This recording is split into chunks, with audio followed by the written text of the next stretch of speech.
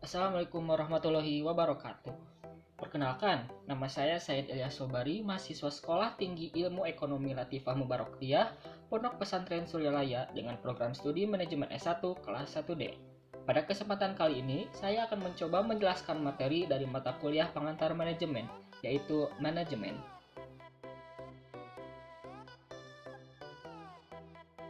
Ada beberapa pengertian manajemen.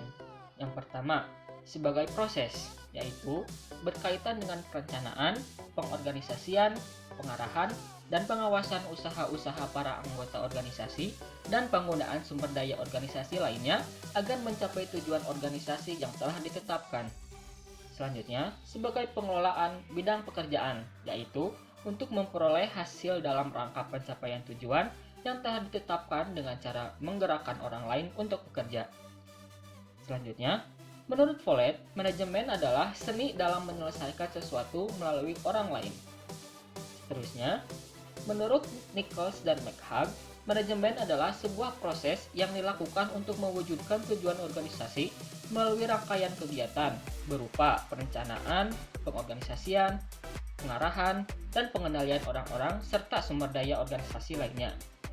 Yang terakhir, menurut Ernie dan Kurniawan, manajemen adalah seni atau proses dalam menyelesaikan sesuatu yang terkait dengan pencapaian tujuan.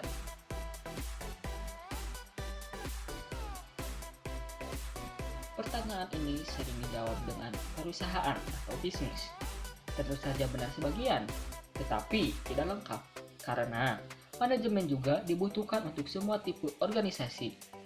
Dalam hal praktek, manajemen dibutuhkan di mana saja orang-orang bekerja bersama atau organisasi untuk mencapai suatu tujuan bersama. Ada 3 alasan utama diperlukannya manajemen. Yang pertama, manajemen dibutuhkan untuk mencapai suatu tujuan, baik organisasi maupun pribadi. Yang kedua, untuk menjaga keseimbangan di antara tujuan-tujuan yang saling bertentangan. Nah, di sini dibutuhkannya manajemen adalah untuk menjaga keseimbangan antara tujuan, sasaran, dan kegiatan yang saling bertentangan dengan pihak yang berkepentingan dalam suatu organisasi. Yang ketiga, untuk mencapai efisiensi dan efektivitas. Suatu organisasi dapat diukur dengan banyak cara yang berbeda. Tanpa manajemen, semua usaha akan sia-sia dan pencapaian tujuan akan lebih sulit.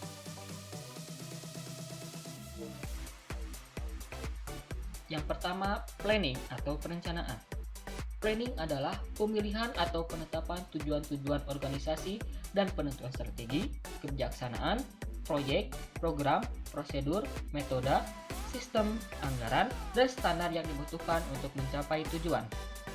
Yang kedua, organizing atau pengorganisasian. Organizing adalah penentuan sumber daya dan kegiatan yang dibutuhkan untuk mencapai tujuan organisasi. Perencanaan dan pengembangan yang akan membawa ke arah tujuan, serta penugasan tanggung jawab tertentu, dan kemudian pendelegasian wewenang yang diperlukan. Yang ketiga, staffing atau penyusunan personalia.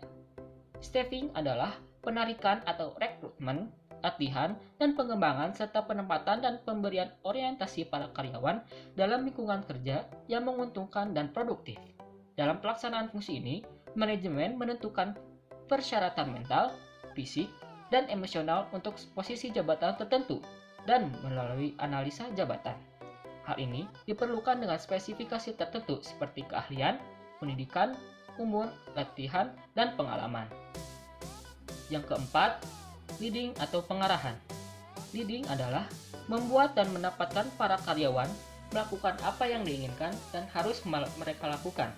Fungsi ini melibatkan kualitas, gaya, dan kekuasaan pemimpin, serta komunikasi, motivasi, dan disiplin. Fungsi ini disebut juga dengan directing, motivating, atau actuating. Yang kelima, controlling, atau pengawasan atau pengendalian. Controlling adalah penerapan cara untuk menjamin bahwa rencana telah dilaksanakan sesuai dengan yang telah ditetapkan. Hal ini dapat bersifat positif atau negatif. Maksud dari positif dan negatif ini yaitu pengawasan positif, mencoba untuk mengetahui apakah organisasi dicapai dengan efisien dan efektif. Pengawasan negatif mencoba untuk menjamin bahwa kegiatan yang tidak diinginkan tidak terjadi. Yang pertama, keterampilan konseptual atau conceptual skill, yaitu kemampuan mental untuk mengkoordinasikan dan mengintegrasikan seluruh kepentingan dan kegiatan organisasi. Yang kedua, keterampilan kemanusiaan atau humanity skill, yaitu kemampuan untuk bekerja dengan memahami dan memotivasi orang lain, baik sebagai individu ataupun kelompok. Yang ketiga, keterampilan administratif atau administration skill, yaitu keterampilan yang berkaitan dengan perencanaan, pengorganisasian, penyusunan kepegawaian, dan pengawasan, mengikuti kebijaksanaan dan prosedur, mengelola anggaran. Yang keempat, kemampuan teknis atau technical skill, yaitu kemampuan untuk menggunakan peralatan-peralatan, produser atau teknik dari suatu bidang tertentu, seperti akuntansi, produksi, penjualan, mesin, dan sebagainya. Sumber daya organisasi harus dikelola atau dijalankan berlandaskan fungsi manajemen agar tujuan organisasi dapat dicapai. Dengan menjalankan fungsi manajemen itu, maka tujuan dapat dicapai secara efektif dan efisien. Maksud dari efektif dan efisien ini yaitu efektif, mengerjakan pekerjaan yang benar atau tepat, doing the right things. Yaitu efektif berarti bahwa tujuan dapat dicapai sesuai dengan perencanaan.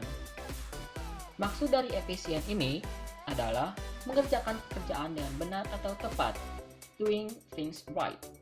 Yaitu efisien berarti bahwa tugas yang ada dilaksanakan secara benar, terorganisir, dan sesuai dengan jadwal dalam berbagai bidang seperti industri, pendidikan, kesehatan, bisnis, finansial, dan sebagainya. Dengan kata lain, efektif menyangkut tujuan dan efisien menyangkut cara dan lamanya suatu proses mencapai tujuan tersebut. Demikianlah pemaparan materi dari saya. Mohon maaf apabila banyak kekurangan dan kesalahan dalam penyampaian materi yang saya sampaikan. Wassalamualaikum warahmatullahi wabarakatuh.